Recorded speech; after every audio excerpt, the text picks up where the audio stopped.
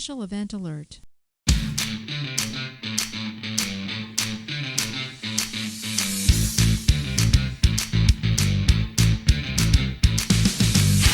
Get out of bed and run! This is Late for Changeover, your weekly space news and variety show. I'm your host, Marty Smith, and I'm joined by Mr. History, Eric Perrott. Good evening, gentlemen.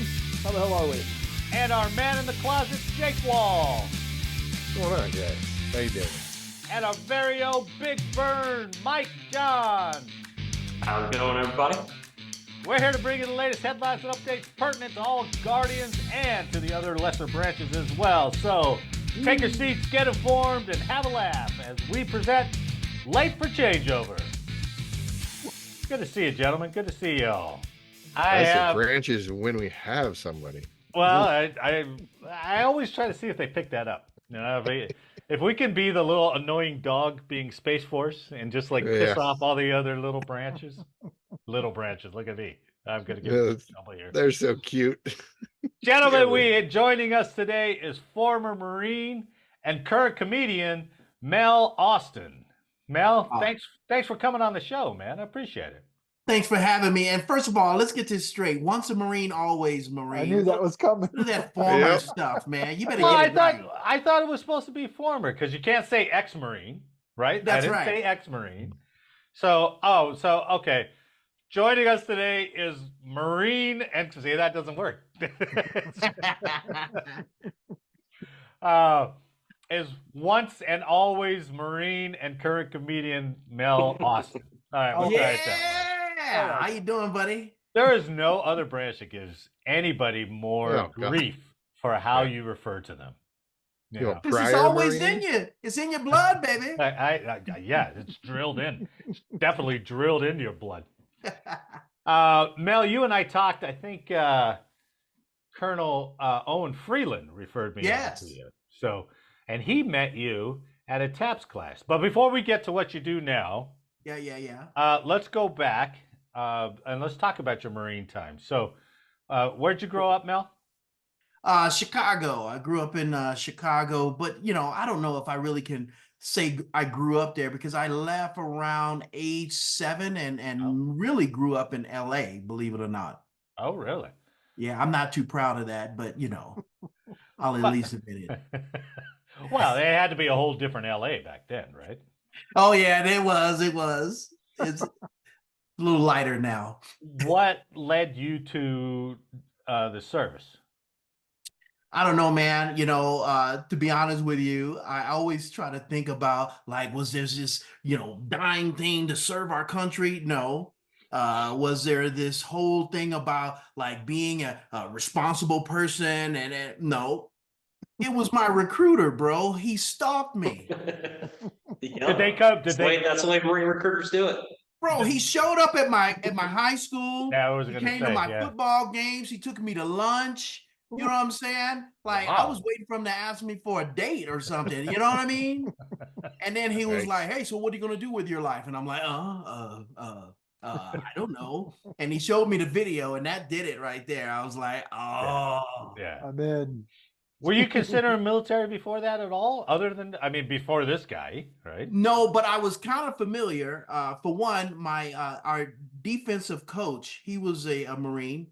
And the way this dude used to just drill us, oh my God, it was painful. The other drill instructor was my mom. You know what I mean? My mom was, she didn't play, boy. You talk about cleaning deck towels, a toothbrush between cracks, you're washing dishes. Oh, wow. 2 o'clock in the morning. Mom was, so I actually, now I realize I joined so I could escape from her. Yeah. And it's probably easier in the Marines. I think we need a few more of your moms, man. That's what I'm thinking. We need a few more of them. Well, Absolutely. you use the skills you developed at home and applied them to the military because they're like, oh, this is all you got? To clean exactly. barracks. Absolutely. All right, so where'd you swore in Chicago? No. We were in LA by then. Oh, I'm sorry. That's right. Yeah. Yeah, we were in LA, and I was down there at the MEP station in next to what year was this? I was next to the hood. The hood. you know what a hood is, right? Well, sure, sure. I've seen it in this- movies. This this particular place was scary. It was called the I've heard there's boys there. if you ever saw Training Day with Denzel, Yeah. they Great ended up movie. in this area where he was, where he got shot and everything. You mean his King Kong speech? That's He it. shot me in That's the it. ass. That's it. So I was, matter of fact, I swore in quite fast, because I wasn't used to Really? that part of the area either, Oh, yeah. Yeah. Yeah, they were all wearing shirts like Jake's wearing up there. If he buttoned it all the way to the top. I put a collar Oh. on just for the guest. And then I see another one. Is that another one behind you, Jake? Is that Oh, they're all. Oh, they're it's It's all- all yeah. flannel, man. It's the He's flannel like- round closet. up Life. flannel. he's got quite the array. That's like the men's warehouse cholo style, Well, Mhm. it's the best acoustics in his house, he says, with all that Yeah. flannel. You can't go wrong with it. So, what year was that, Mel? That was now I gotta tell my age. Oh yeah, man. 1987. Oh, nice. That's all right. Eric still got you beat. I got you, Oh. brother. Oh, okay, all right. My man. So where'd you find out where your boot was going to be? When did you find that out? When I got sworn in, if they did tell me, I didn't remember it. I'm serious, man. I really wanted to. I didn't have a plan for high school. After high school, I thought I'd get to sleep in, and that was only sleeping in on the bus. You know what I mean? Going down there. So, yeah, there we were. Trekking along. I think we took a train first, and then we got on a bus, and then we ended up going on Pendleton. Yeah. We parked next to this statue, and that statue ended up being the drill instructor. You know what I mean? Yeah, it was quite scary. Well, you know? back in '87, they could still touch you, right? Oh yeah, absolutely. Yeah, and however way they wanted to, as a matter of fact. That's right. That's right. Nice. OnlyFans is getting inspiration here. Hey, History. Touch me, baby. Touch me. What you made it through basic? Okay, right? I assume. Yes, I did. You look Thank you you. look big. Maybe you were gonna. I thought maybe you were gonna say you're a football guy or something like that. You played. Well, no, I mean, I did play football, but back then I was definitely overweight. They Oh. literally gave me the name Private Fat Boy. Oh. Nice. Yeah. Apparently, I've been spending too much quality time at KFC. You know what I mean? So. Well, they'll run that out of you, I'm sure. Oh, and they Oh, did. yeah. And they did. They did. They ran so much out. When I came out of boot camp, nobody recognized me. They're like, "Who's this guy walking out of Mel's parents' house?" How much did you lose? Do you remember? Oh man, at least I want to say 35 pounds. Jeez. Wow. Yeah. I got sexy. Mel, did you go in with friends or anybody that you knew, or did you just took the jump by yourself? Just took the jump by myself. Nobody else wanted to go to the Marine Corps. They didn't offer that enlisted buddy ribbon. Buddy. Exactly. Yeah, Yeah, that's the right. buddy ribbon at that That's right. time. Huh? Oh, you know what, Marty? I just remembered too. My other reason why I joined the Marine Corps was because I had been hearing like all these scary stories about the Marine Corps and that it's really tough and nobody makes it through. And I don't know, there was something stupid in me that said, I want to do that. I want to go to the toughest branch. Yeah. And so, Yeah. that Well, was my right on. decision. You made it through. I right? made it. Yeah. Lost a little work, lost a little weight, came out Yeah. a lean, mean fight machine. And then did he contract you a job before he sent you in? Yeah, I was going to do they call it they refer to it as a bulk fuel engineer. Boat field. Bulk. Oh, Fuel. bulk field. Oh. Fuel. Bulk Oh. fuel. Okay, Bulk fuel. I got it. I'm Well- not gonna guess anymore. I'm butchering it. So what that meant is I was a refueler of helicopters, fighter jets, tactical vehicles, In other words, I became a pro at passing gas. Oh, very Nice. good. Yeah. We all get there. Yeah. Exactly.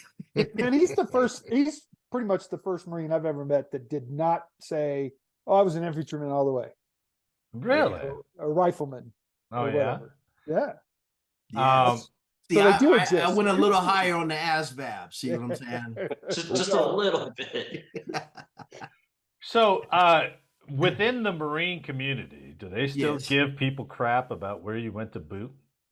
Oh yeah, yeah. I mean, not they as really? much. Not now. Not like they used to. You know why, right? Well, no. Why? Because of the whole Camp Lejeune, the toxic Oh, water thing. that's See? right. Yeah, Yeah. they not so proud now. They ain't teasing us about being Hollywood Marines now. Mhm. Being cancer free, you sucker. How dare Yeah, you. mother suckers. Yeah, Can't even handle cancer, you sissy. exactly. How the tables have turned. Oh, I mean, man, I didn't even think about they're like, that. we had sandflies. Well, you got more than sandflies now. I mean, And No one less doubt, nipple, man. that's what you got. Yeah, right. Right. And a third eye right there, a third eyeball. Woo. Yeah, they can't even claim it yet because that case is not even settled, right? Yeah. They can't You see claim the anything on commercials everywhere. VA. I'm like, Yeah, damn. yeah. The class action suit. So, Mhm. where was your first assignment, Mel? Well, they sent me to training first, so I actually trained with the Army for about 3 months out of Fort Lee, Virginia, Oh, and okay. that was interesting. Growing up mostly in California, even though I had come from Chicago, I forgot the beauty and the wonders of snow, and so Oh. that was interesting. But it was really weird because on this base, obviously it's an Army base. I want to say there's about 8,000 soldiers, and there's probably about 300 Marines. That's weird. Yeah. We were Yeah. definitely outnumbered, but they definitely respected us. So, Sure. I did a lot of training there. And then from there, I was sent to Camp Hansen out in Okinawa. Oh, wow. Yeah. Cool. And then that's when I realized that I joined the wrong branch because, we got in a car and we traveled up north to an Air Force base. Kadena. Yes. Mhm. Kadena. And we went to the Chow Hall, which is not called the Chow Hall. It's Dining more of a facility. dining Yeah, facility. Yeah. That's right. Yeah. And so Very we highbrow. walked in and Highbrow. we could get a tray and we could look around and we got steak knives. I'm like, what are these steak knives for? Well, there was steak, bro. It was not MREs. You know what I mean? Well, that's true. Yeah. Compared to man, that, it's much better. Yeah. Mhm. Yes. So that was my first eye opener about the Air Force and just a different grade of people and very, very high intelligent people and now I see why my dad was mad because I didn't tell my dad that I had joined. Really? What happened was the recruiter came to the house to tell my parents and I still hadn't told them. And Oh, so, man. there he is showing up looking like He's spitting polish, right? He's looking good. big time. He looked like a nutcracker. You know what I mean? And he just walks in and he tells, soon as he walks out, my dad said, man, what the hell's wrong with you? You should have joined the Air Force. Marines are crazy. But nobody can deny how good they look. That's true. No doubt. Right. It's amazing how far that uniform goes. Oh, Yeah, man. it does. And Even though it doesn't match, you got beige and then blue and then red. What would they, you know what I mean? It just, but hey. It still looks especially good, man. as We had a flight of Marines in weapons school learning how to load on the helicopters. And those poor bastards, anytime one of them got in trouble, they would have to carry that 8-ball, like literally a bowling ball around with no holes in it. And it was a black bowling ball and it could not touch anything other than their hands. that was They a, were marching with this 8-ball. wow. They were in the chow hall balancing, sliding their tray down.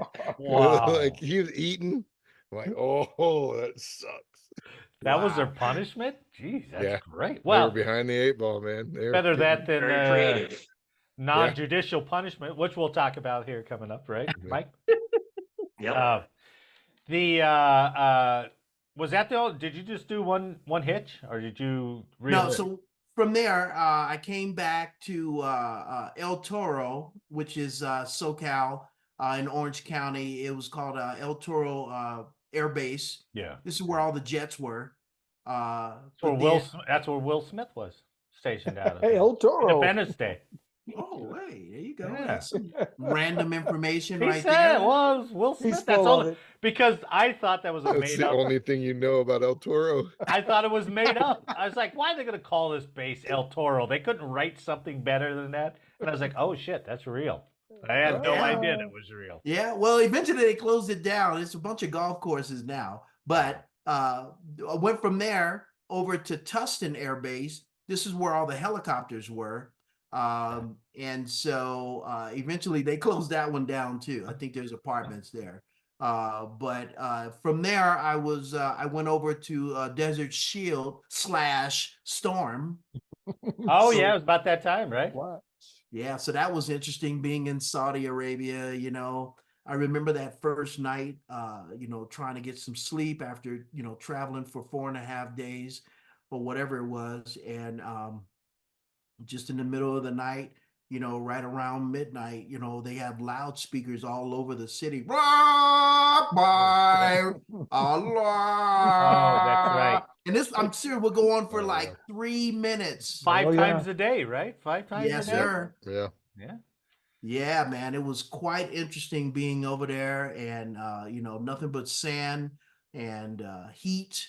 Were you there for the whole prep and then the air war and then the 100-hour war? Were you there for the whole thing? Yeah, absolutely. Ooh. Yeah. 'Cause I talked to some guys who went over there, and they said they were bombing so much.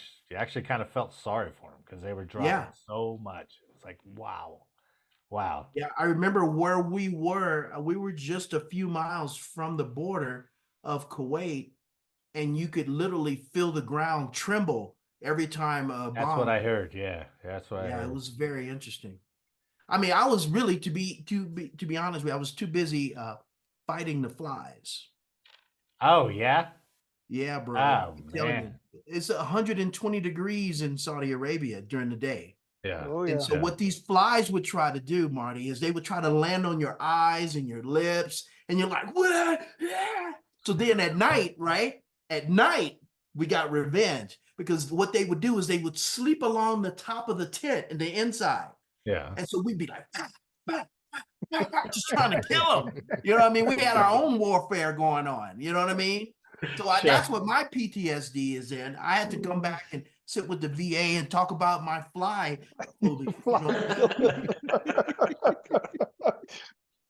They're like, we're sorry, Mr. Austin. None of that's documented. So if a fly flew in here right now, bro, you would see me literally flip this table over to try to kill it.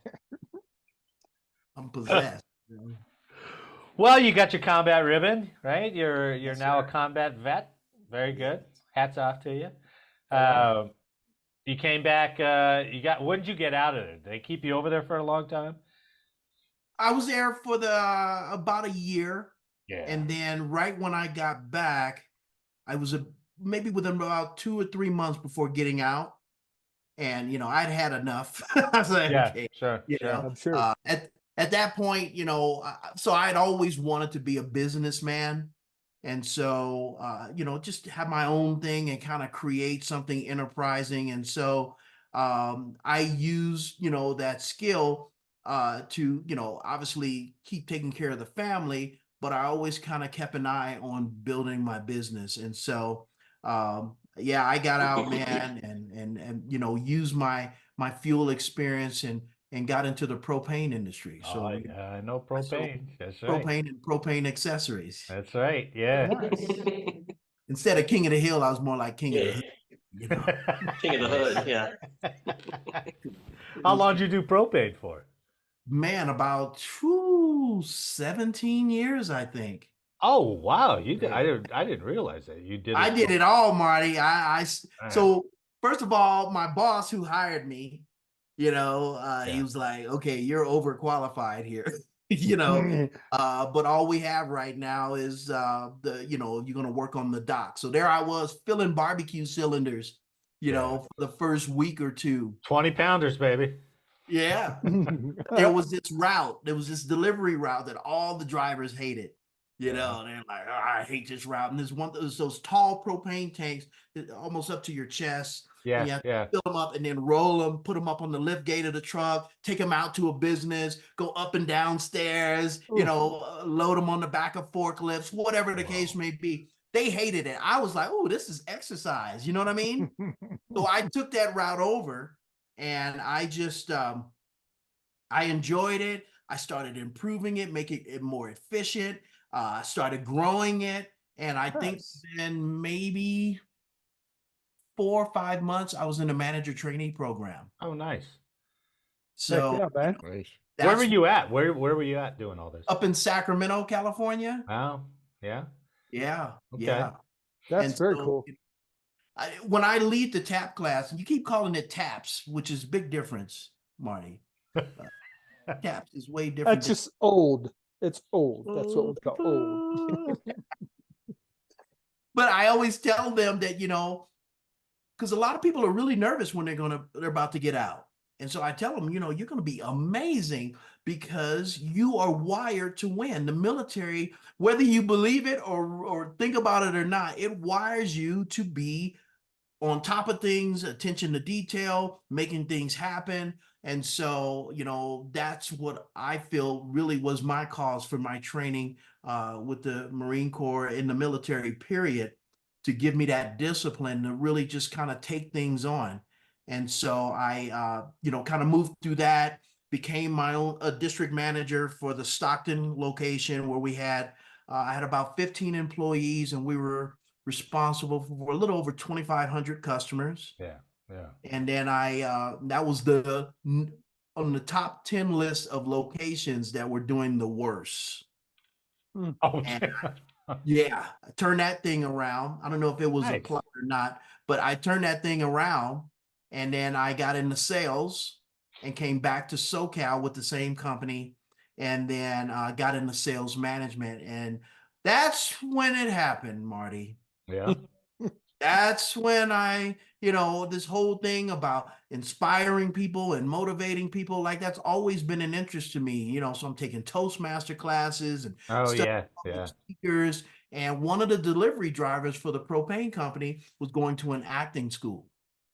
And so we would compare notes, what he was learning, what I was learning as a salesman, as a speaker. And so he invited me to the class. And, back then, I wasn't hitched. So, I was like, let me go see what they got up in here.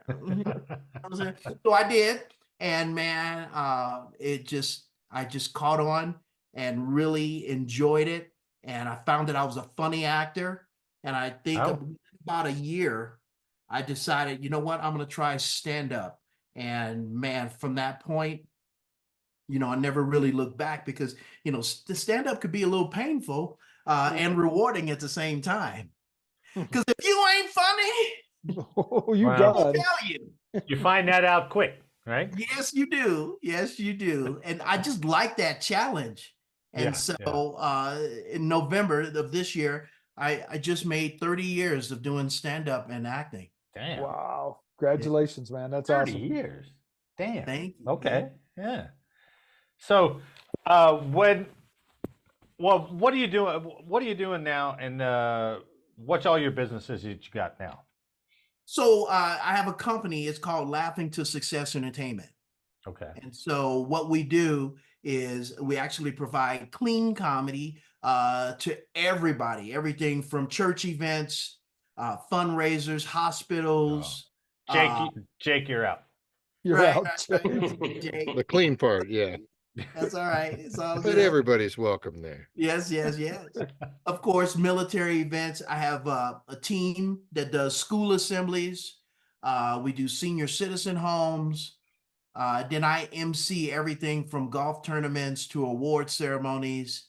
I even teach as well. I've been teaching out of the 30 years. I've probably been teaching about 27 of those, which is called public speaking with comedy, where, Nice. people how to get confident with speaking, but it's really teaching them how to write jokes and like share themselves. And so I've done that with tons of other comedians, stay-at-home moms, correction officers, corporate people, and believe it or not, inmates, men and women inmates in prison. I've taught them this soft skill. Wow. Yeah. That's very cool. Well, that's got to be a big hustle for you to get out to all those different areas, right? Yes. Or do you hire somebody to go agent for you? Now I do have an agent. It's more of for commercials, and then I'm with a couple of agencies that they have a platform that people can go on and find me there. Okay. But coming from a sales background, I'm always marketing and selling and promoting and letting people know what I do and where I am. And a lot of it comes, I would say probably 90% of my business comes from word of mouth. Oh, well, that's good. Yeah. Because I was going to say, that's a big hustle to try to get plugged into all those different areas.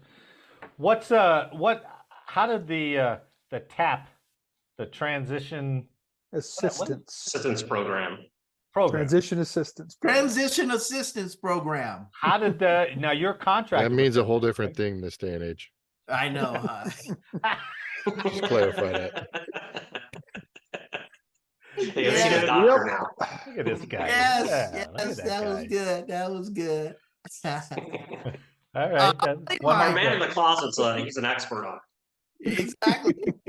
A buddy of mine called me out of the blue, Marty. He was like, "Hey, Mel, he used to be a comedian, but we worked together, and he does a lot of public speaking for schools." Okay. And so he just called me out of the blue. He's like, "Hey, man, I'm doing this thing. If you have time to squeeze this in, I think you would love it." And I'm like, "Well, what is it?" And it's a company called Circo. And what they do is they pretty much teach veterans how to transition out into the civilian world. And so I thought it'd be pretty cool. And he said, "Call this lady." And then I called the lady, and she hired me on the spot. And he never told me it was the regional manager. Thanks, Ray. Yeah, she hired me on the spot, and I just started, I took this very unsexy topic, Jake. Yeah. And just really like colored it up. When you go into my class, which is how I met Owen, I play music. I'm cracking jokes. I got them doing all kinds of weird activities, but everything is designed around getting them more and more comfortable with how to step into the civilian world with confidence. And, we're going to get their resume ready. We're going to talk about dressing for success. We're going to show them how to do research. And so I know that it's important that I keep them as entertained and engaged as possible, because it's a lot of information. In 3 days, it's a lot of info that, if they walked away feeling like they didn't get anything or they were bored, then I feel like I didn't do my job. I didn't serve my fellow veterans properly. And so I go out of my way to really engage them with fun things and fun ways to make it more of a creative environment, so that when they get out and they remember these things, it'll be more of an experience. Information. Yeah. I did not have that. No. I think I had a senior airman that didn't even understand the rank structure when he was trying. I'm like, come on. Well, man. this is kind of interesting, because you got out, Eric, in 2003, right? 2003. Correct. Yeah. I got out in 2013. Jake, you were 17? Yep. No, 18. Mike, you were about the same, right? Or 20. 20. Okay. So we have a span of transitions here. And mine wasn't much. My guy was just like LinkedIn. Get on LinkedIn. Get on LinkedIn. I was like, okay, I'm on LinkedIn. Now what?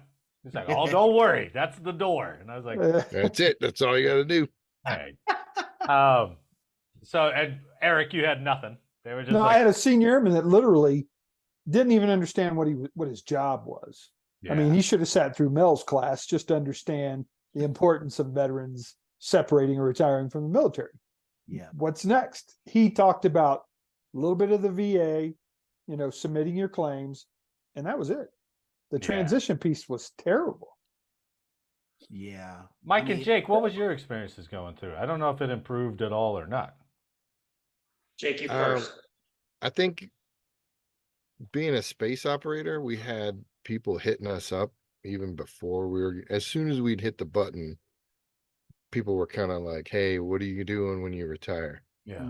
And so it was very informative, but I was honestly shocked that there was a lot of fear amongst like the higher, like this E8s, E7s on what they were going to do next. So yeah, Mel, Sure. there was a lot of concern on some of those guys. Yeah. But I think being a space guy in Colorado Springs, there was it's a a wealth mecca. of, yeah. And you got your There was a clearance, and wealth of they'll hire opportunity, you yeah. for a clearance. So, which is a lot different, especially when I got out of the Army. I was like, Oh, there's nothing. There's nothing. there was people that had legit business plans, and then there was other people that were like, I got no idea, and I'm dead terrified. Yeah. And Yeah, for me, I was one much of the the things same. I do, Jake, is I make sure that I remind them, even though this is not even in the curriculum, but I step outside quite a bit. I'm what you would call off the reservation. And one of the things I say to them, Jake, is that every last one of you were put on this earth to do something very unique and special that's natural for you to do. And so I try to remind them, yeah, you could choose a job because it pays good or somebody referred you to this.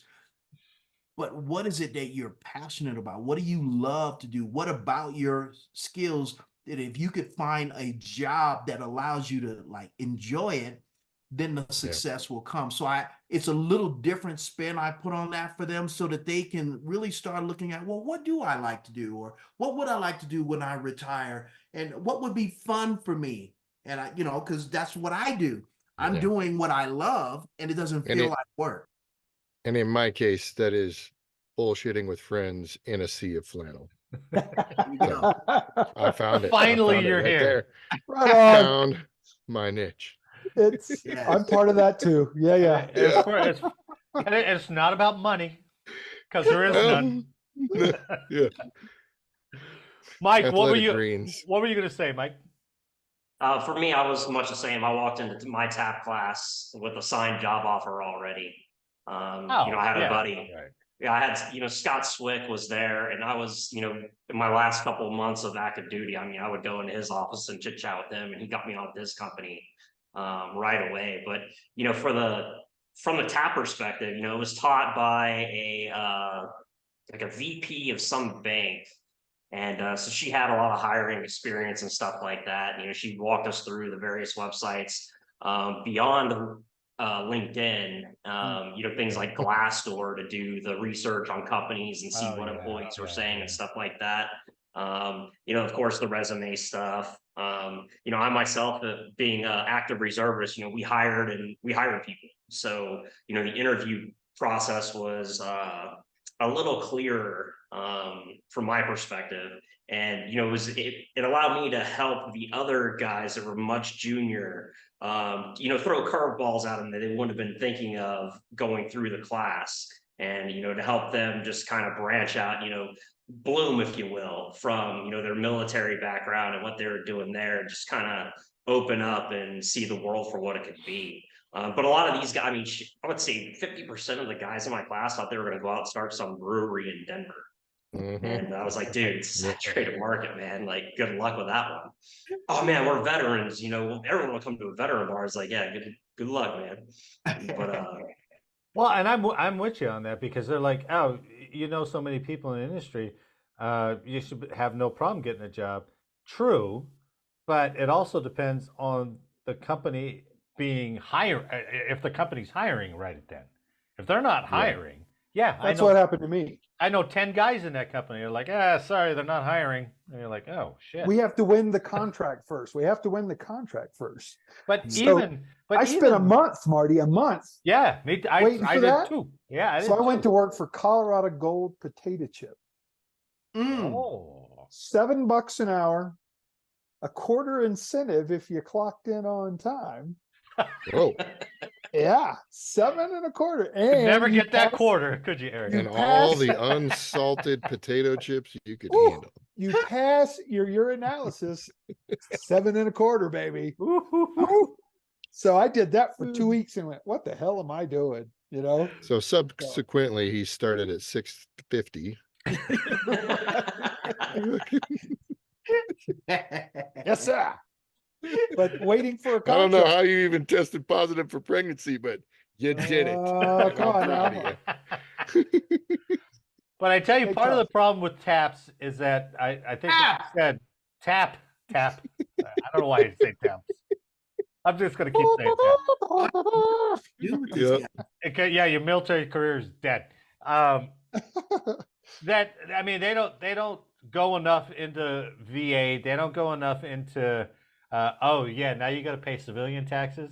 That's shocking, right? When you first got to pay taxes on your income, I was like, whoa, that's a lot of taxes. And there's just but because they make it mandatory, right? Because you can't exit the base until you've had your TAP class. Yep. Then that takes all the emphasis off of it being good.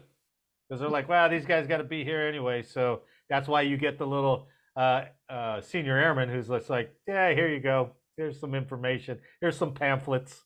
Here you go. Pamphlet. Well, I would argue they fixed a lot of that by the time I went through. We had several guest speakers that were, they probably received a lot of the feedback you were giving them, when you left, Marty. But when I came through, the speakers that were there, the VA guy, everybody that was there that came in as a guest speaker, and even the lady that ran the whole thing, she was at least emotionally invested in getting that information into your head and seeing the relevance of it. And not everything is relevant to everyone in that class. And if it wasn't relevant to you, then cool, that's fine. But don't, screw around and do all that good stuff. But yeah, it was, she would come through and work with each individual, ask them what kind of their place in life was at that point, and then kind of give them the next steps and show them a couple different paths they could take to assist them in their next step. Okay, So, well, that's good. That's excellent. That's great. And Mike, to your point, there are a few facilitators out there that really care. What I've noticed since I started doing this is that there's a lot of them that don't. They're just kind of checking the box. Oh yeah. They're reading the information, and so you could imagine wherever I go, bringing the energy and the the variety. They're like, can we get help back? We don't want anyone else. So if I could do anything, man, I would love to try to help train a lot of these facilitators on how to be engaging. See, as a comedian, you have a heightened sense of how to engage with people, even if they're not speaking. And so, I'm not saying that I would train them how to be comedians, but I would definitely show them how to trust themselves and step outside the box, because that's what people want. They want to feel guided in a situation, especially people that are worried about retiring and getting out. They need someone to kind of be bold and fun and engaging. And so if I had it my way, I would try to train every single facilitator, because I feel like the end result is you guys. And if you could remember things more from what you got because you had an experience instead of just getting information, then I feel like I've done my job. Yeah, man. No doubt. Well, let me ask you one more question, Mel. When were you able to do what you're doing right now full time? When were you able to support yourself doing that, support you and your family full time, and you could get rid of the propane job or whatever the other corporate job you were going to, and just do this passion? It was when I got laid off. Oh, well, there you go. That'll do it. That's a cause and effect. Cause and effect. Yeah, bro. They laid me off in 2009. And Oh, during the great Yep. economic yeah, downturn. I got laid off, and I'd obviously been doing stand up already, and I started learning how to navigate in the privacy. See, if you get into stand up comedy, you'll see that the majority of the comedians are on the dirty side as far as the bars, the clubs, Sure. the colleges, the cruise ships. Well, as you Dens can of imagine, filth. that's where everybody is. Yeah. But when I first started, I was a single dad. And so I had to stay local. I couldn't be on the road or staying in Motel 6, driving across Nebraska doing comedy show. I had to stay local. I had to take my kids to school and help them with homework. So by staying local, I would always listen for people. They'd be talking, oh, my husband's turning 40 next month. We're going to just throw a little party. And I would say, hey, you ever thought about having a comedian? They're like, hey, that's not a bad idea. So there I am for tacos, holding their karaoke microphone and doing stand up in the backyard, or nice. somebody's church event or somebody's corporate picnic. And so I started developing. Obviously, you got to be clean in those situations. Yeah, sure. And so I learned how to switch it on and switch it off. So by the time 2009 came, I said, all right, it's time to go all in. And that's what I did. Cool. That's great. And you're able to support it. And obviously your career has blossomed by doing that. Did getting laid off free you up, or did it give you a little of the panic to go, I really got to get my ass in gear and try to start hustling here? Both. Okay. It freed me up to get my ass in gear. You know what I mean? Yeah, buddy. I took it very serious. I will say that, I've had to do a reset here when the pandemic came, because by the time the pandemic came, right before the pandemic, man, all the different services I mentioned to you that I offer. So imagine Southern Cali, LA area, working with, I have over 200 comedians, magicians, jugglers, that I worked with to do all these different events. Plus I had a show at Dave & Buster's called Squeaky Clean Comedy. So I would bring guys in, I would test them out. Hey, you better be clean. So they would come in and they would do an amazing job. And then, hey, you know what? I'm doing a church on Saturday. We're going to do, 3 comics and I'm the host. And so I would start doing all these other gigs. And so, so anyway, it developed. Yeah. We were killing it. We got contracts with the local police department. Wow. To do an anti-bully kind of a tour with 80 schools over a 3.5-year period. Wow, that's cool. That's really creative markets that you're finding. Doubt. Yeah, man, cool. It was going like gangbusters. The show at Dave & Buster's was once a month. It had increased to 3 to 4 times a month, and we were booked out for the entire year because I started learning how to tap into nonprofits. Oh, yeah, smart. Nonprofits would do a comedy fundraiser night. Wow. So Dave & Buster's won because they got a house full of 180 people. The fundraiser won because all these people paid $20, $25, $30 a ticket. Yeah. And then we won because, we got paid and we got to perform and be clean. Wow. And so when the pandemic hit, Marty, everything stopped. And with the clean comedy, you're a minority for sure with clean comedy. There's 41 cancellations. And so, but again, thanks to my military training, I didn't give up. First of all, I couldn't. I had to keep eating. You know what I mean? That's right. Yeah. The bills still came. Yeah, man. So I started doing shows on Zoom. Oh, okay. All That right. was painful at first, because Yeah. Well. there's that delay, Yeah. and then people Yeah, the are like, feedback, yeah. "Hey, Johnny, get me a Coke, would you?" The hell, I'm telling a joke, lady. You know what I mean? So, but over time, started developing that and bringing my friends to do full-on shows, even Yeah. magicians, comedy and magic for corporate.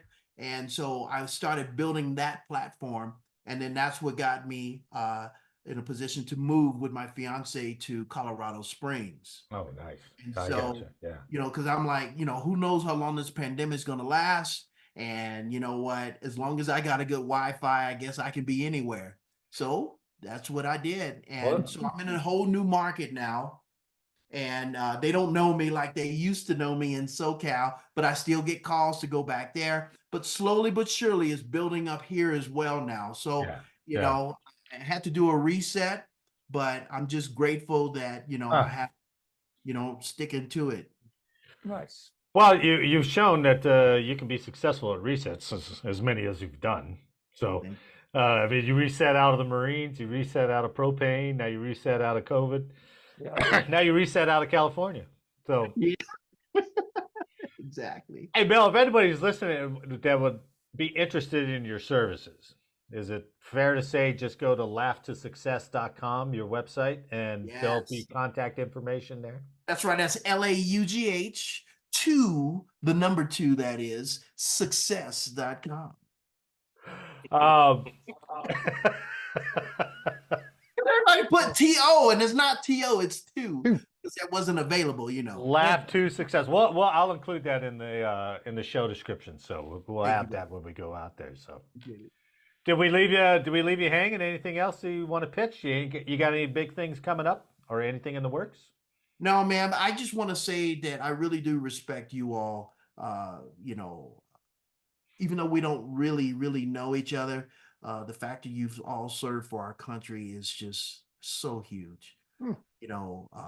When I got out of the military, I kind of had a bad taste in my mouth because I got in a little bit of trouble right before I got out. And so, bottom line is, I talked back to a major and I would give him my ID We've all card. been there. I was stupid. But back then I was so naive and I was pissed. I didn't talk about my military experience for like 20 years, Marty. Oh, really? Wow. Really? I was pissed. And and then when I started doing this job, before that, when my sons, both of my sons went into the Army, traitors. And Oh, then I realized what they were about to get, like discipline and organization. Yeah. And, Yeah. I'm like, wow, that's everything I've got. That's everything that's gotten me this far. And Yeah. that's when it came full circle. And now doing these classes, it just makes me even more respectful of you all, because there was a huge sacrifice that all of you made to serve You our included. You included. Thank Well, you. sure. I mean, we've all done the same push-up. Right. Yeah. That's But what- you've missed bar mitzvahs, and you've missed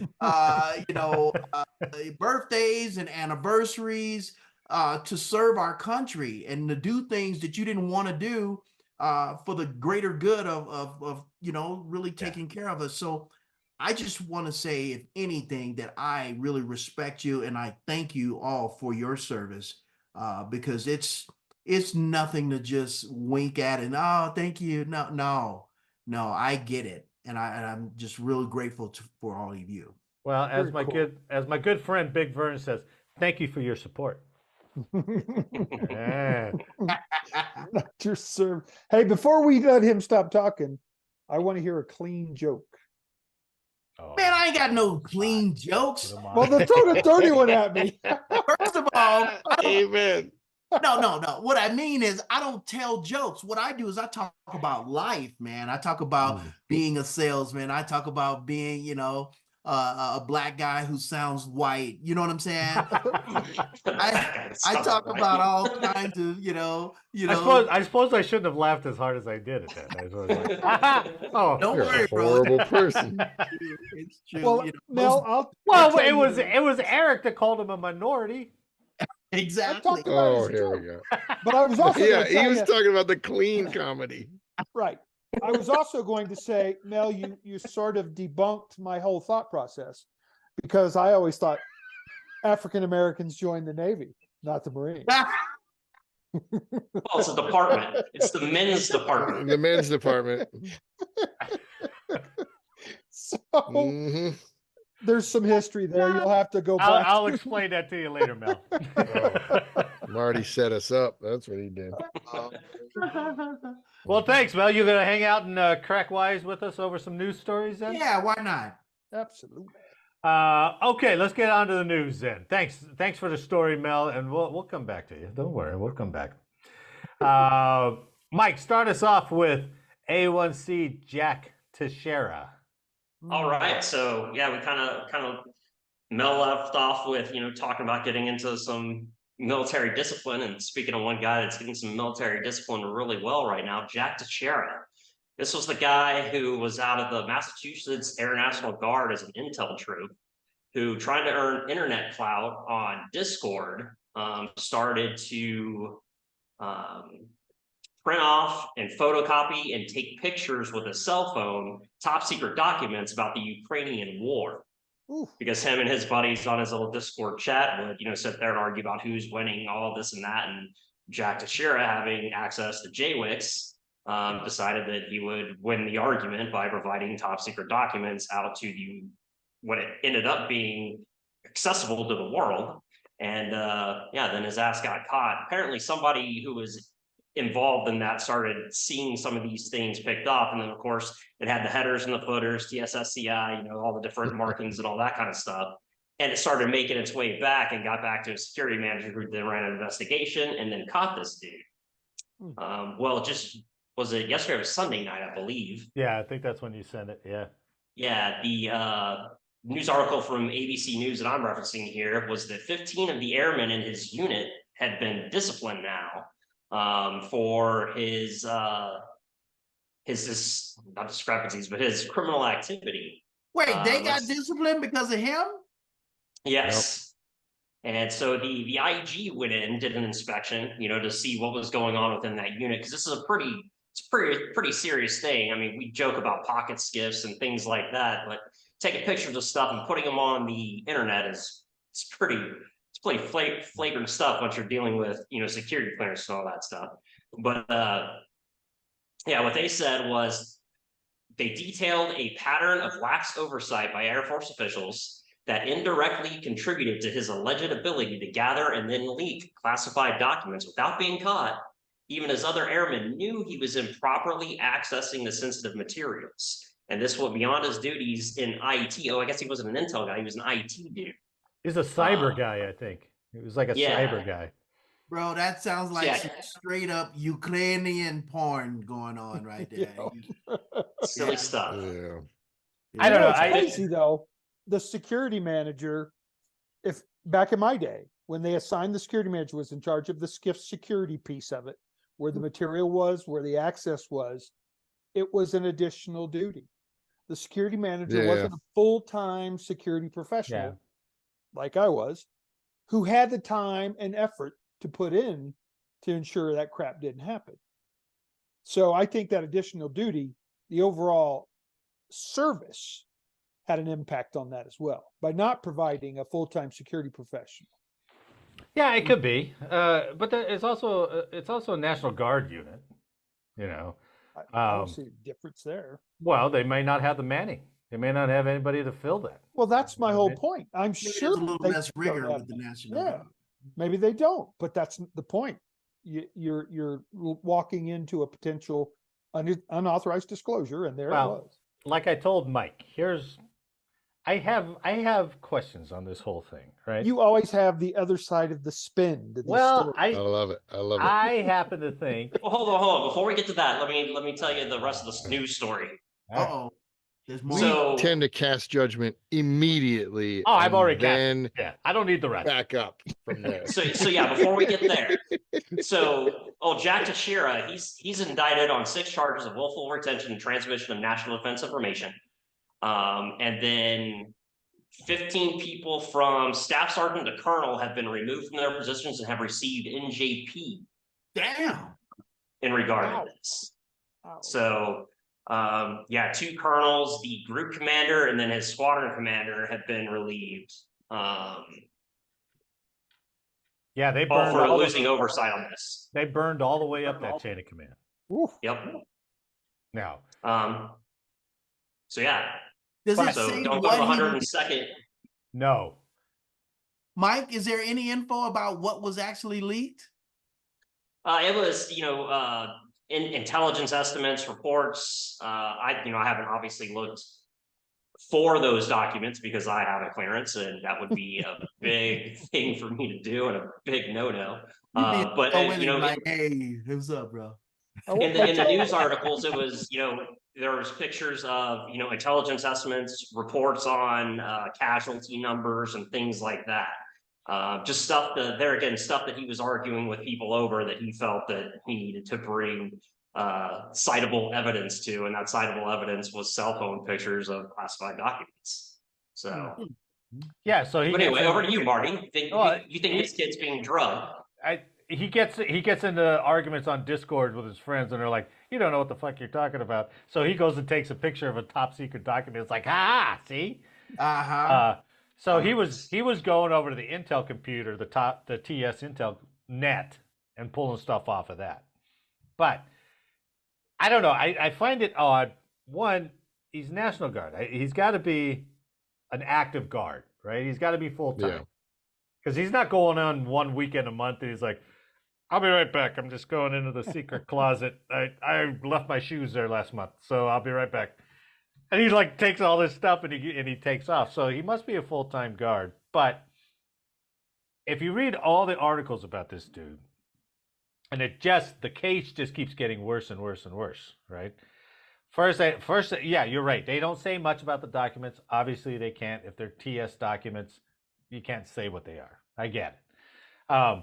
But he's been disciplined many times before, but never lost his clearance, never lost his access. I know that's a problem there. I was reading some back articles. They're like, this isn't the first time he's done this. And then you get more in depth about the articles, and they're like, oh, and his parents' house has a whole bunch of guns. And he accessed a bunch of he did a search from a government computer about Ruby Ridge, Uvalde, the Vegas shooter. And they're like, see the picture we're painting? And I'm like, what did he release? I mean, this isn't Snowden stuff, right? But you know what? You can't differentiate between intelligence, value, basic intelligence, top secret, secret. The fact that when he was awarded a clearance, the person who put him in it, or a security person who said, we're going to give you a clearance, here's the training you need. You cannot disclose classified information of any sort, whether it's got value or not. Right. And that's my point. Failure. And that's my point. How bad were these previous times and nothing happened to him? Well, I would agree. That's where I can justify his supervisors and his superiors getting in trouble. Because I've been there when one of my troops lost his clearance. And it was a long process. And sure, it took work from the supervisor, unfortunately. So it sounds like they're like, it's not that bad. He was an IT guy, probably going in to install, various updates and stuff like that to the JWICs. And he wasn't supposed to be jumping on the, internal JWICs, the top secret internet that's available there, and reading these reports from, the various websites you can visit that the government runs that they put these. That's why I got another question, phone, right? With his cell phone in there. Exactly. That's why I got another question. It makes it worse, Marty, because he was a privileged user. You can't get on JWICs without your password, and that thing logs you out like every 5 minutes. But he's IT. He's cyber. That doesn't mean he's got JWICs passwords. That's what it's too fishy. As an IT guy, he would have had a JWICs password. It's too fishy. No, it's too fishy. He was a privileged user, I guarantee it. And as a privileged user, especially if it's intelligence, you're going to have to take a polygraph. You're going to have to. If he did this, not everyone's poly. Anyway, the privileged users are. Privileged users are. I'm looking at our guest and he's getting bored at our argument here. So No, man, I just think overall, with all those people getting in trouble, I think this dude was tapping into the Ukrainian fantasy football league. Everybody was participating and making Probably money got a hold of. time, and he went too far. well, All right, let's be serious. No one gives a shit about soccer. Speaking of that, the LA Football Club just lost the MLS Cup to the Columbus Crew 2-1 Oh. 2 days ago. Okay, so one guy does. Well, I was incredibly bored. Here's my conspiracy theory: is that if he got stuff on Ukraine, he probably released stuff that's saying, "Hey, Ukraine's getting their ass kicked," and they're like, "No, we can't have that. So we're gonna burn this guy." I think he deserved to be burnt, regardless of which side of Ukraine's dying or not dying, or I hear you. whatever. That's Having a cell just trying phone in to there. gin up my own conspiracy theory here. So Yeah, he broke some major rules to do something really stupid for some internet clout. Yeah. And sure. I really wish that even listen to the news reports. Day to day when you hear about this, unknown source of intelligence information, or someone who spoke on the condition of anonymity. All that shit just drives me nuts because they're not getting treated the same way that this guy's getting treated. But he earned everything he's getting now. Yeah, and maybe my criticism is of the chain of command, because we've all worked in the center that if you accidentally sent a secret email over an unclassed network, that was it. Your computer was pulled, your clearance was pulled until they did the investigation. You weren't allowed in. Everything was wiped. And this guy was like, "Hey, it's the third time you've done this. Stop it." Well, and what he was doing, he was an IT guy, and he was busy searching sites that he had no business searching. He wasn't an intel analyst or something like that. He wasn't doing research. He was just simply screwing around on the internet. And then they're again taking that stuff and using it for internet clout. Need to know. Well, let's see. Was not adhered to. If he was a National Guardsman, if he was a full-time National Guardsman, that's they got 10% of that whole unit is full-time. All month, it's just like 20 guys who are full-time, right? He's probably just walking around like, I got to be here. I might as well start looking up some shit because there's nobody else around. But that's exactly what happened. So, boredom, baby. All that shit. I think his chain of command, given the previous infractions, and then the multiple of infractions that he got caught with, I kind of think the chain of command got what they asked for. Yeah, I mean, when they flew the nukes by mistake, right? Oh, everybody they fired everyone in that chain of command, right? Yep. I mean, I think even like when the coal got bombed, I think they had a bunch of relief. They relieved a bunch of commanders in that one too. Oh, Navy doesn't play around with the getting rid of commanders. That's true. Right? Even news Marines, article after news article. They were like, "You're incompetent, gone." That's right. If you look at Mel, if you look at like Navy Times, half their articles is, "Oh, this boat captain got relieved. Oh, this drill sergeant got relieved." You're like, son of a gun, man. They just fire Navy calls them out too. Right, they do. I can tell you, going on all the different bases for this TAP class, man, there's a difference, Marine Corps base, I'm nervous, you know what I mean? Oh, yeah. On the Navy base, and, I could get through with my Costco card, Yeah, right. Well, I would imagine going to an Air Force TAP class, you got to be, I mean, they're looking forward to it, right? They got to be looking forward to it, right? Yeah, oh, yes. Well, good. I mean, we could probably discuss that and go back and forth, but that was good. Thanks, Mike. Thanks for finding that. I appreciate it. Yep. So this weekend, Eric and I, we got to go to an Avalanche hockey game. Oh, right? Courtesy of a recruiter who was like, "Hey, you got to go find some veterans, do you?" And he asked what is she, security forces? He goes, do you know anybody? She knew Eric. Eric gave me a call. I told Eric we should call Jake, and Eric was like, "No, you don't even Eric's try." like, Nah, he's I lame. had your back, Jake. I had your back. Marty failed. He's like, Marty Sure, goes, Jake. I can only handle an hour a week with him. That's it. I can't handle it anymore. Marty said he ain't gonna drive this far. I'm tired of him making fun of my stump. He's not a buddy. Bro, you could have wore that flannel. It would have been perfect. Right on. I would have got an Yeah. avalanche color flannel. Yeah, There you well, go. I wanted you to come, but Eric was like, three's a crowd, baby. Three's a crowd. No. So anyway, we sat next to this Air Force second lieutenant who was a recruiter, and we were telling her all the stories that we've done on this show about recruiting and how the knee-jerk efforts that they're trying to do to get people to join up are they're kind of weak and they're kind of dumb. She brought up something that both Eric and I didn't even know about. Where? She was mentioning this health system called Genesis. I was Totally "What is surprised. Genesis, never even heard of that. She said this health system is disqualifying most of the people who walk through her door.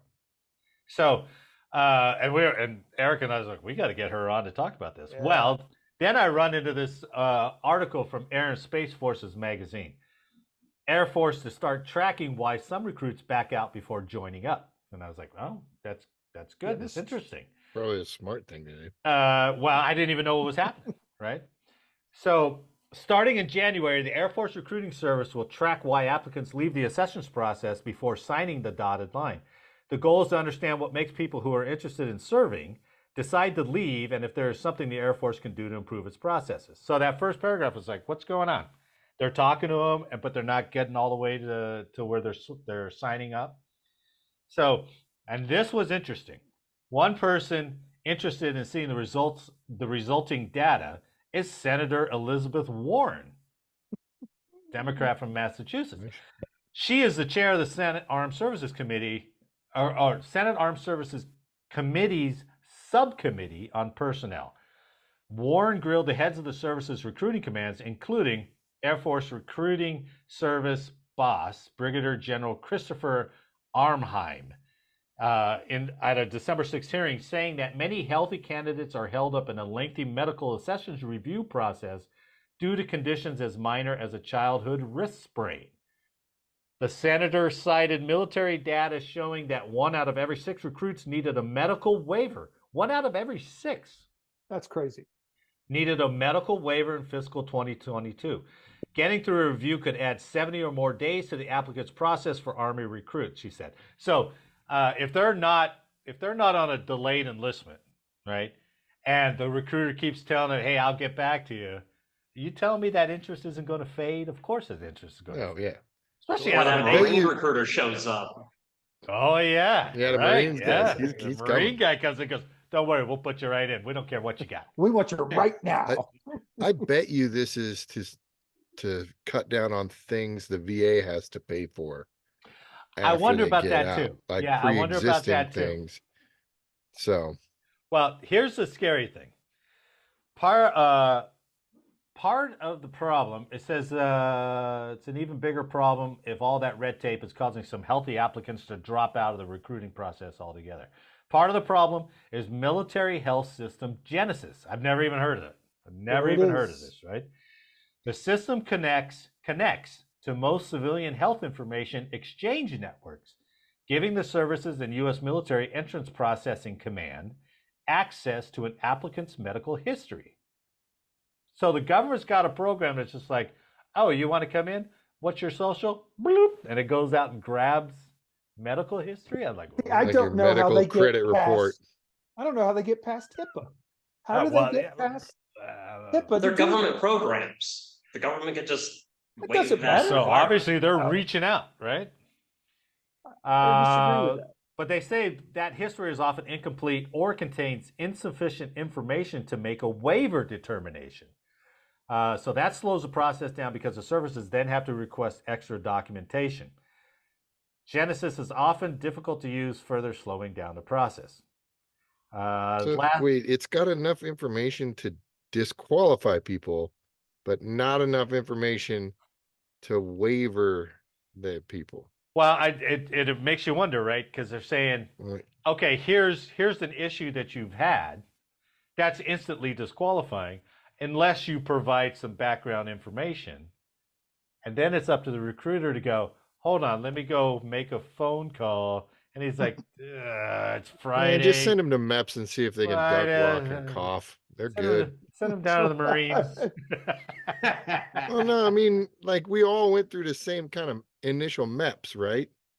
Right, Before you right, could screen all this, right. get all this medical history, you just looked at the person and were like, yeah, you got flat feet, get out. You took a You drug can't test, duck walk. right? Yeah. Yeah. You see if they're colorblind, that kind of thing. Yeah. Hearing tests, but that was it, right? I wonder 'Cause what was wrong with that system that they had to now Make this implement Genesis. all this. Right, and it does make you wonder. That lieutenant was telling us EA claims, like he said. it could be, because that lieutenant was saying she had 85 applicants come in, and 60 of them were DQ'd out DQ'd. because of this Genesis system. But they were DQ'd because she was saying they had ADD at one point in their life, and they took Ritalin. Yeah. All right, DQ'd. And it was like, whoa, that system just comes up with a red flag. It sees Ritalin, it sees THC, it sees asthma. It's just like boom, boom, boom, done. And they got to walk out. So when we're talking about why can't they get people, they are getting people who are willing to show up. But they're like, oh, yeah, I did take Ritalin 5 years ago. Yeah. Well, you'll have to get a waiver for that. Okay, can you do that? And they're like, yeah, we'll give you a call. Months. And they never call And back. 6 months later, like, well, fuck, this guy never called me back. I guess I'm out. So Yeah, the lieutenant was complaining that first time she hasn't hit her numbers, and it's based on this system it's Genesis. Mm. backing up everything. It's called what again? Genesis. Genesis Health? Uh, It's military health. MH Genesis is what it's referred to. okay, MH Genesis. So, but give credit to Senator Elizabeth Warren. Man, she's after him. It's like, why? Let's have some report. And they don't have any historical data because there's no follow-up. They don't go, oh, here's a list of people we've been talking to, and these people all dropped off. Nobody's interested in why.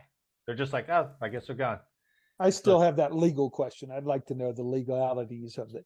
I just Of them don't pulling understand. medical information? Yeah, going straight into something that Yeah. maybe was 15 years old. That's none of your business. And Right. it wouldn't Right. have impact on my service. That's And to pretty- be honest with you, in this TAP class, one of the things they talk about, one of the things that we have to share with them is that they are not obligated in any way to talk about any medical issues from the military. Sure, right. And they even mention, or we're supposed to mention that it's illegal for them to ask you about any medical issues from the military.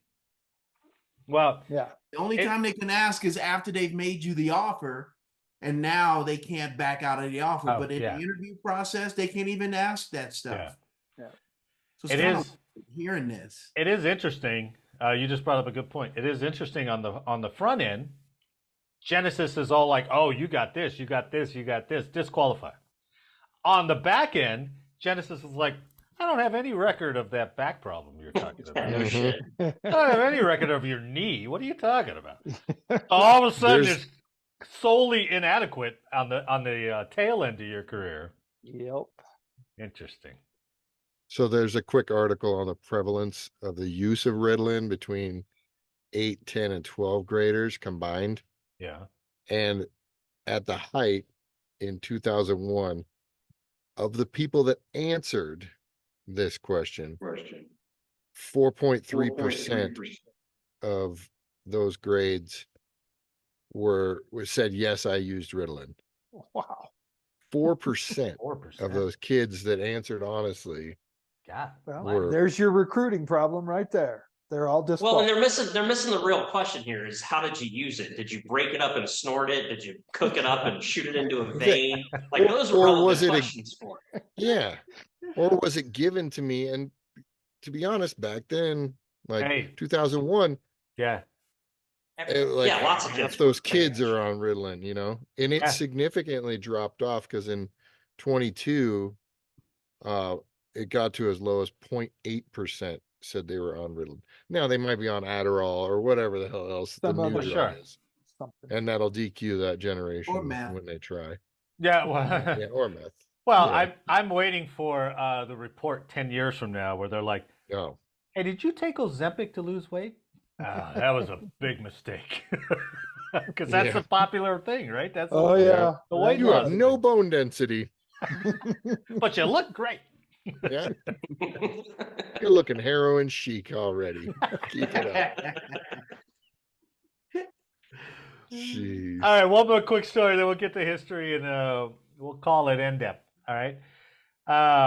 Hey, guess what? VA's in the news again. Woo! Big surprise. I know. Good for the VA. From stripes.com, the VA hired nearly 2,000 healthcare workers with felony drug convictions Oh, I love after that. deficient background checks. See, if they would ask my questions, these guys never would have gotten through. Yeah, well, yeah. Right? A breakdown in background checks has enabled applicants with criminal drug histories to gain jobs as healthcare workers with the Veterans Health Administration. Investigators since 2017, or investigations since 2017 by the IG's office for the Department of Veterans Affairs and the Government Accountability Office found improperly vetted personnel were placed in direct patient care roles at VHA facilities with access to what do they call those drugs that are on oh man, I can't remember. But basically controlled drugs. So they have access to all Scheduled drugs? scheduled drugs. That's it. Apparently, I'm the drug guy here. Well, you just know how to prosecute people. Remember, yeah, I mean, you do look like a prosecutor. So, mandated background checks prior to employment often were incomplete, conducted incorrectly, or in some cases not done at all. According to testimony Wednesday before the House Committee on Veterans Affairs subpanel on oversight investigations. So they testified, yeah, sometimes we didn't do it. You know what I think we just answered, Marty? Who stole all the money from the VA? Could be. I all think that- it's we all that just drug loss, answered the right? question. But let me see. There's a lot here. But don't worry, gentlemen. The VA has a plan. Mm. All right. Thank God. Don't I always tell you that? Don't worry. If they would have used Genesis, it would have DQ'd all those people. Yep. There you go. That's what they're like. Well, don't use those for the hires. So there's a whole piece in there about how short they are on personnel, and why they're trying to get so many people in. That maybe we overlooked a few people. My Hey. cousin is one of them. What do you mean? Nice. Oh yeah, right. I got you. Yeah. So maybe they looked. The GAO said in February they identified 12,569 VHA employees with indications of a criminal history related to controlled substance. But only 1,800 of those identified workers had felony drug convictions. So a vast majority weren't felonies. So that's good. That's good. Good job, VA. It's not like felony fleeing. It's not. Right. You know what I mean? It's You had little you had a drug conviction because the job we want you to do directly relates to your drug conviction. yeah. You actually know how to handle it better than the patient does. But Yeah. like I said, the VA has a plan. Daniel Galick, who leads the VA's Office of Identity, Credential, and Access Management, said a DEA employment waiver will be in place by March of next year. And we got it figured out. By We got March time. next year, we're going to put an employment waiver in there. He told lawmakers that the VHA is creating a more structured approach to oversight compliance. We're not there yet, but we're creating it. Mm. These particular instances that have been noted in the audits, we don't really have a good explanation for how some of these occurred, Galick said. We're trying to improve our oversight compliance and catch those instances where background investigations maybe were deficient or were not performed for whatever reason. But we're on it now. Thanks, Government Audit Office. We're on it. Mm. So here's the scary thing. The Inspector General is widening its review of background checks to other VA agencies. I don't know if we want to hear that.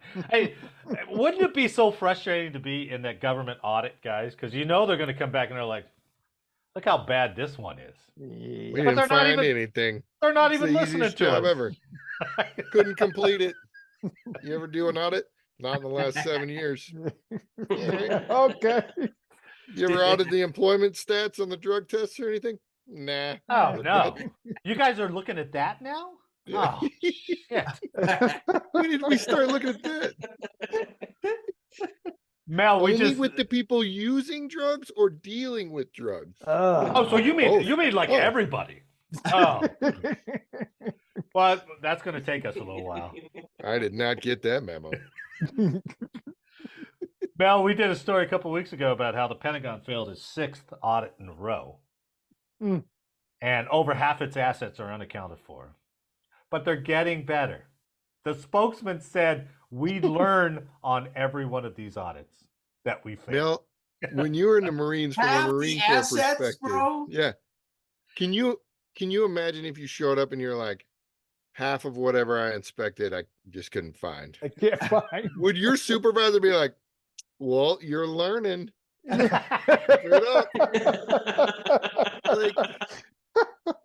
I mean, Air Force, yeah, that's how we do it. But I don't know about the Marines.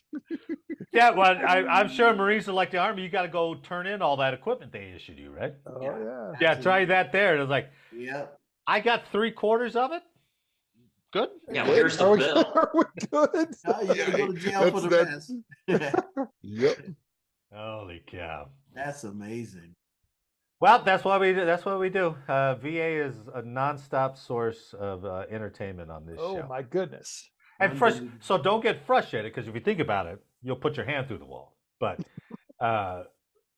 if you take a step back, it's so bad you just got to laugh at them. No, man, they hired my cousin. My cousin, he just got hired about 3 months ago. Okay. Did he pass the GS background check? He was with the pharmaceutical industry, and he got one of those pieces, those software that pretends that you're working from home. Nice. I like that. And the IT people busted him. Oh no. So this He allowed still him got to put stay in home for and- Employee of the Month. Oh yeah, this allowed him to stay at home and drink and do Really? coke. And then he got into it with his girlfriend and got arrested with a bracelet on his ankle. So we made him a manager in the VA. Yep. We that's what stepped I'm him saying. right out, didn't we? He's failing up. Yeah. And so when they It's mandatory work from they home said, now. we see here that you have a conviction. And my cousin, that didn't get through the system, that was thrown out, And That I'm little telling guy? you, Yeah. the week of that he was going in for the interview, he thought it was still okay to smoke weed. Oh. And I said, hey, motherfucker, what's wrong with you? It's the government. What the hell? I said, you better get your ass The over federal and government. drink some apple cider vinegar Federal. or something. He's like, really? I thought that it's legal now. I said, no, you dumbass. It's still a government job. You're dealing with patients. You're going to be at the hospital. So I know for a fact that was a Monday conversation and he was going in on Thursday. And I know that he did not clean all the drugs out of his system in those 3 days. And he's been a happy employee for the last 3 months. And they Oh, my hired goodness. him. My God. Wow. Well, I don't know how to feel That's about that. I mean, awesome. good on your cousin. Yeah, he Hey, may if be I a ever great guy. if I ever lose Bad my on the space job, VA. I'm going over to the VA. Yeah, right? Is he, Mel, is he a GS? I don't know what he is. He crazy. That's all I know. If he's a GS, that's going to be hell to fire him. That's for sure. Yep. Well, he could be a contractor working for could the be. VA, That's but why I through a asked, private yeah. company. They told him You he know, had they're- a whole year probation. Oh, Yeah. oh, Hey, 3 months yeah. down. that's blank check, man. It's like, oh, great. Yeah, man. Okay. He should get 3-year probation. You know what I mean? Oh my God. Wow. Well, that's our tax dollars at work paying for doubt about our it. service. So, No doubt. Eric, take us home, right? Tell us All right. what happened on this day in military history. Little history here. Guys, I have a question for you. Oh, The shit. speed, Mach speed. When did the U.S. government obtain Mach speed? When we broke the sound barrier? Yeah. 50s, 60s, or 70s? Gotta be the 50s. Well, Gotta be. It was Yeager, right? Yeah. I was Yeager. thinking Pepto-Bismol. Oh, that's a whole different. Jake, you were the man. So today in 1953, I said 50s. I didn't say you were wrong. I just said You Chuck. called He Yeager said out. Chuck Yeager. Yeah. We heaping a lot of praise on the Jake on this. Hey, Marty, one. I'm getting that medal. I know. I know. So Major Chuck Yeager flies his Bell X-1 Alpha to Mach 2.435, which is approximately 1,650 miles per hour at Edwards Air Force Base, California. At Mach 2.4 at 80,000 feet, the aircraft spun out of control, spinning on all three axes. Oh, G-forces sent Yeager's head into the canopy, cracking it and bending the control stick. wow. Oh, Unbelievable. jeez. Yeah. The aircraft spun down 51,000 feet in 51 seconds before he regained control at 25,000 He got feet. control back? Yep. With a cracked head. With a cracked Oh, head. that guy's a badass. His speed record that day stood for the next 3 years. So they've attached some photos that I'm not going to go into, but it just ultimately shows the data. Among the data shown were Mach number and altitude.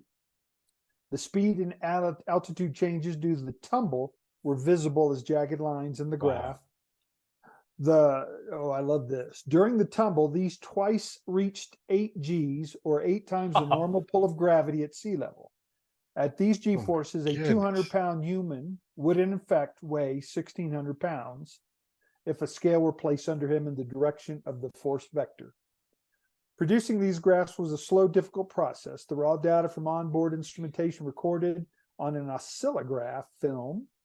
Human computers then reduced the data and recorded it on data sheets, correcting for such factors as temperature and instrument errors. They used adding machines or slide rules for their calculations because pocket calculators were 20 years in the future. When was the flight? What was the date of the flight?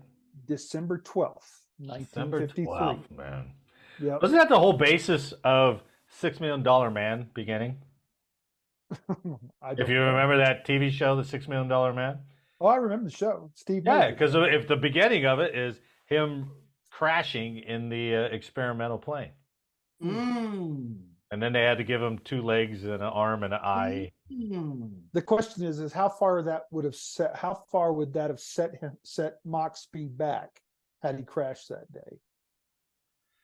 Was He that the didn't. first time? Oh, yeah. Was yeah. that the first time the sound barrier was broken in the world, or just by the U.S.? Or do you know? Too much detail? We don't go Sorry. that far? Yeah, don't Sorry? scratch that. Don't scratch it. No. So his Hey, flight Eric, while was you're on looking December that 12th. up, That's I'll cool. do some Chuck Yeager information for you here. Cool. I will say And this answer your guy definitely earned an opportunity to take as many drugs as he likes. Oof. Yeah, you would think so. Yeah, go ahead. Right, Yeah. right. Now, just some of the awards Chuck Yeager. Well, first of all, World War II, Korea War, Vietnam War, Distinguished Service Medal, Air Force, Army Distinguished Service, Silver Star twice, Legion Merit twice, Distinguished Flying Cross 3 times, Bronze Star, Purple Heart, and it keeps going. Wow. Yeah, but they handed that shit out like candy back then. Yeah, I mean, He's here only in World War II and Vietnam. And Korea, it's Cracked head, Yeah. you know, God. everybody. Yeah. going 1,600 miles Yeah. an hour at 80,000 Yeah. feet. Huh. I heard he had a short inseam. He's a horrible individual. Yeah, he would have failed out of MH Genesis real quick. Yeah, Genesis kicked him out twice for Exactly. concussions. Oh, hell. Well, we salute you, Chuck Yeager. God Right dang. on, Chuck. What a badass. Yeah. All right, on that note. I'll add that recommendation to his Wikipedia page. Distinguished Service Cross. Saluted by Late for changeover. Late for changeover. Thank you very much. Thank you very much. On that note, we are at End Up, gentlemen. End Up. All right. But before we go today, with unquestionably, today's podcast good conduct medal goes to Jake. Right. We'll give you a guest one, Mel, if you like. But Oh You man, want- he makes he it earned sound it. like it's like this is how I I want to think rain Megan- on Jake's Christmas. Come well, on. okay, fair enough. Fair enough. It's a bullshit award anyway. I got one around here somewhere. God, that's Woo. Jake has won 4 of those damn things now. That really Man. sucks. I'm not standing up for you anymore, Jake. I'm gonna wear it to the next time I don't get invited to some bullshit. I'm gonna post a picture underneath your Facebook post of, hey, look at all the fun Marty and I are having without Jake here. I'm gonna have all my fucking medals on my flannel. We had a great time too. Great seats. Military Appreciation Night. was They pretty actually good liked seats, us, yeah. man. Good seats. It was fun. Free beers. Hey, Mel, thanks for coming on. One last plug, laugh2success.com. Go Yes, out and sir. find all his stuff. Does it have like upcoming dates where you're going to play next? No, I stopped doing that because Oh, yeah. you know. Well, it's tough to keep it updated. Not only that, all my stuff is mostly private. You know, like Oh, for yeah. example, Thursday, I'm doing a retirement party. Now, could you imagine? You know, people showing up saying, "Hey, where's the food?" You know what I mean? Oh, Where's the especially after seeing comedian? this podcast. Is there a 3-drink minimum or no? Does that apply for this? You know, I do have a podcast with another comic friend of mine. He actually is he was captain in the army and also a comedian, and he's Vietnamese. So we call it the Black and Yellow Comics Podcast. Nice. Nice. Nice. I haven't heard that in a long time. So that's Yeah. Good stuff. that's good. We're bringing some of those racial epithets back. I like that. Yeah, we call ours all white, all white, all white. Dumbass. Well, I'm not going to go there. That's You want to say one last thing, no, Marty, and this is serious, is that laughter really does heal. And it's very important that I feel that people should really try to laugh as much as possible. The reason why it heals is because every time you laugh, your organs vibrate inside, which produces endorphins and energy and blood flow. And, you know, I can't tell you how many people have come to my shows and they appreciated me bringing other comedians and doing a full hour and a half of laughter, because in that time frame, whatever they were wrestling with, whatever problems was going on at home, they were able to actually get clarity and get a little freed up. And so I just feel that a lot of our veterans as well, they need to laugh more. They need to get relief. And that is a very quick, easy way, but people don't realize that. They think they got to watch a TV show or you know, you'll have a laugh, but it's not for an extended amount of time. Right. So keep laughing. It's good for you. So you're saying our podcast is good for you then? Yes. All right. That's what I wanted to hear. That's what I keep doing. I keep coming back because it makes the shit cracks me up, man. Okay, Mel, I'm going to coach you up here. I'm going to go into my ending spiel here. But there's a point where I say next week, make sure you're not. And then we all say together, late for changeover. Right? We got it the closest we've ever gotten it was last week. Jake hates this. You see the look on his face? He hates it, but I make him do it anyway. Right. If he misses this, we're going to take a good conduct from you. Oh, I never Oh, thought I about accidentally had it on mute. I'm sorry, Marty. Discipline. Oh. Again, all right. On behalf of all of us here, I'd like to thank you for listening today. Please like, share, and subscribe, and let us know how we did in the comments. Mel Austin, thanks for coming on, man. That was a blast. Good luck with the business, and we hope to hear from you in the future. And make sure next week that you are not late for Changeover. I hate it too. Yeah, see, thank you. Well, the timing's all off. You're way too slow. So- on it. I So you need to be tried like fast late because- for changeover. Well, I tried that. We He- couldn't get that together either. He got it from that Most Extreme Challenge, that old Japanese game show that was horribly dubbed, and it's like, don't get eliminated. And they do it so well, and they're so committed to it. And because yeah, I it's all can't get these dubbed guys. over. I know. Maybe you guys just aren't funny. You ever think about that? That's probably Well, it. that means you're in on it too. So, Fair enough. man, thanks for the week, and I'll see you next week. Woo!